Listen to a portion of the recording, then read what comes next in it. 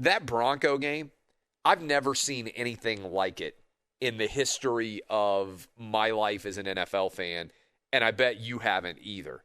To have every quarterback on the roster not be able to play, to have the Broncos actually petitioning the NFL to see whether a coaching assistant could play quarterback for them, and to end up with a practice squad wide receiver out there that, let's be honest, there was never any chance at all that they were ever going to be in a position where that game was remotely close.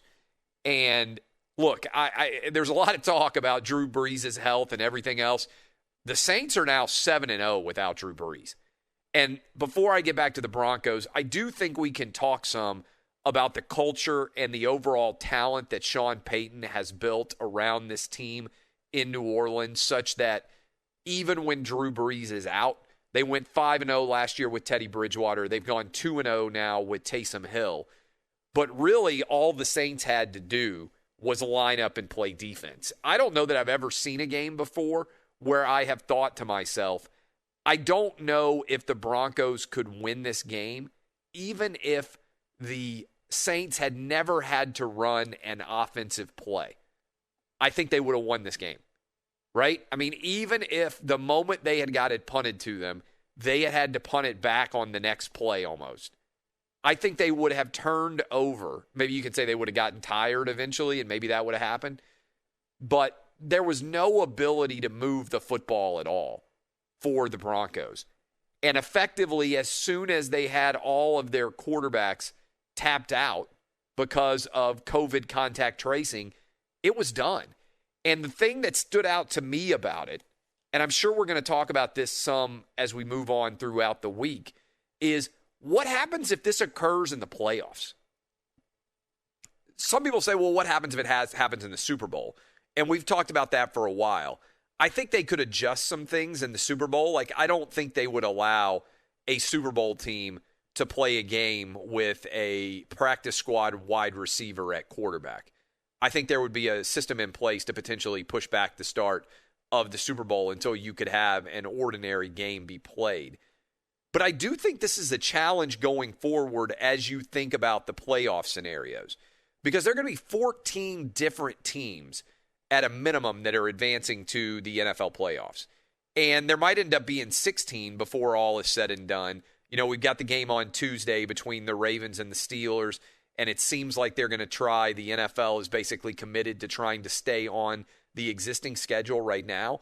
But with 14 teams playing in the playoffs, it's almost inevitable that at least one and maybe multiple of those teams are going to have substantial breakouts on their team in the middle of the playoffs. And in the regular season, if you lose a game, that can stink. But you play so many other games, you would think, okay, it can balance out over the course of the season. But imagine if Patrick Mahomes suddenly tested positive for COVID in the wild card round of the playoffs, or if Ben Roethlisberger did. Somewhere along the line here, that is going to turn into a major, major issue, and it might end up deciding who wins the Super Bowl. Because right now, we talked about this to open the show, I don't feel like anybody is anywhere near as good as Patrick Mahomes is.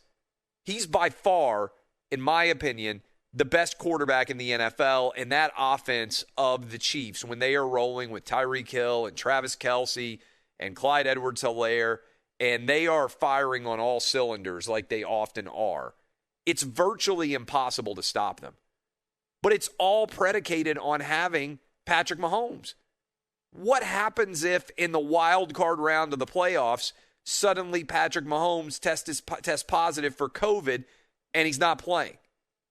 And hopefully the Chiefs would be able to protect the rest of their quarterback room so they're not panicking trying to sign somebody off of the practice squad. But that could decide who wins the Super Bowl. And it's a wrinkle that hasn't existed ever.